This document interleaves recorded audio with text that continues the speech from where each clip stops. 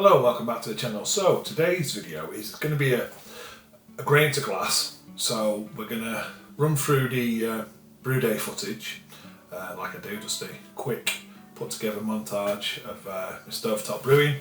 Then we'll come back and we'll taste the beer. Okay, see you in a minute.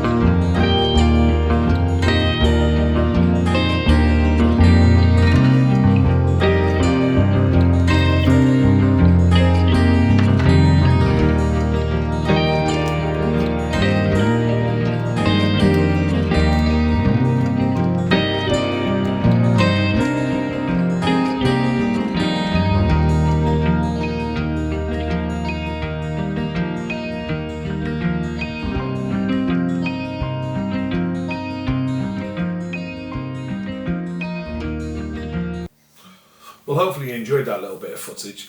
So you could see from the footage there was lots of botanicals, herbs used in the brew because we brewed the Gruit.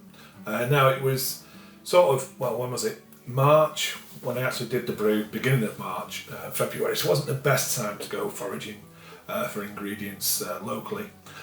So I got the pine and I got the spruce foraged, and the other things I had to buy. The whole idea was for my local homebrew club. It was a competition, and it was set by one of the last winner, who set Gruit for this one. So yeah, I've done one Gruit before. I did that more, I think it was around about the August time, so it was a lot easier to forage and get the ingredients. So this time was a lot tougher to do. Anyway, so what is a Gruit? Very quickly, a Gruit basically is a beer that was brewed many years ago, before we had the use of hops, and a Gruit is just like herbs that we use for bittering, flavours and aroma, and it's put that into the work like I did on the video. So the whole idea really is to either not use hops at all, which I didn't in this one, or use very minimal hops. For the comp, I think it was 1 gram per litre was allowed, and that's more for like just to make sure the beer kept well. But nowadays with things and sanitisation and stuff, we don't really need that to worry about that too much. Anyway, so let's crack this open and we'll have a little taste. I'll see what I can pick up. As you can see in the video, what was used in that. So I had pine, which was foraged. I had spruce leaf, pine, lemongrass, key lime, no, that's it called, kaffir lime leaf, pink pepper, lemon pith, Was there anything else in there? Coriander seed. So you can see it's a proper mix. There's a beer in a glass there. Actually, there's not much going on there with head retention, but again, hops do help with head retention. The actual grain for this was pale malt with a little bit of carapils. So yeah, it's not a massive grain malt, you know, as well. It's just really, the whole idea is to try and pick out them flavours from that Gruit. So I'm not too bothered about the head retention, and the beer looks fine to me. No problems, it's a nice golden looking colour. Really small head there, wasn't expecting too much. Carbonation's a little bit low. It was bottle conditioned. When did it go into bottle? Well, it'll be on the date there. 26th of March, it's now the 15th of April. The competition was just gone by. It was the 12th. So yeah, so let's see. So aroma, it's really citrus aroma. You get a proper punch of citrus now. I believe that's coming from that lemon and also the coriander. Because I used the coriander, crushed it in the last 5 minutes of the boil, and I think that's where that's coming from. But what you do get in there is that back note of pine, and you also get a bit of the woodiness. What I did, I used the pine branch for part of the steep. So I steeped it 24 hours before I put the grains in the mash. So a bit like they do farmhouse, Norwegian farmhouse brewing. That was the take I took on it, just to try and get some of that piney aroma and flavour, and believe me, I'm definitely getting that. So let's have a taste.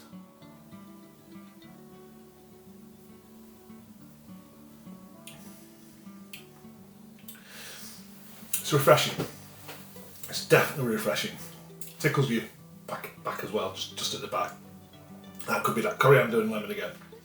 So it's there's a subtle, well, it's not actually subtle, there's a pine there. Definitely getting pine. You're definitely getting some of that coriander. That's definitely there. Not too much of the pepper. There's an earthiness, probably coming from the pine again, from the pine that was used in the steeping. Go back again.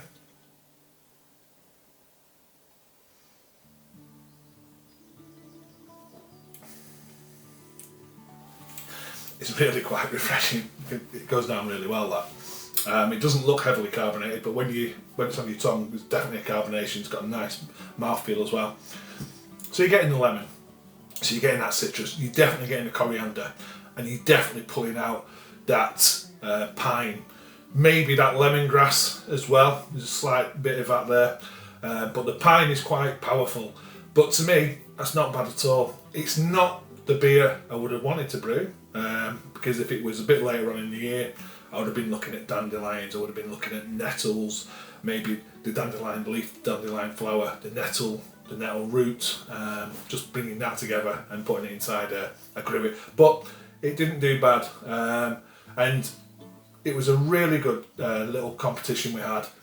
And there was a fantastic saison, there was a fantastic stout, there was a superb wit beer, and there was another all Gruit one, which was done with pine as well. Absolutely fantastic. The beers were great and lots of different ideas. But I came away with the win for the night as well.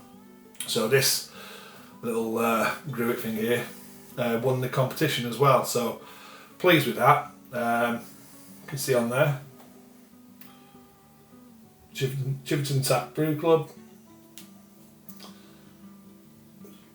If you can see that. And what you do, you get all the past winners, all the winners get the name on there. This is my second time on here. The last time was with an IPA clone that I did. So yeah, pleased with that. It won a competition. It's refreshing. It's nice. Don't mind it. So yeah, not a lot more to say about it, but thanks for watching. Oh, sorry. If anyone does want this recipe, which I doubt many people will, it's just a Gruit. It's nothing special as such. But anyone does want it, just send me a message and I'll sort that for you, no problem at all. Okay, thanks. Oh, I never said, did I? It was 4.7%. So the ABB wasn't massive either. Maybe this time I'll finish the video. Okay, Thanks for watching, and I'll see you on the next one. Cheers. Bye.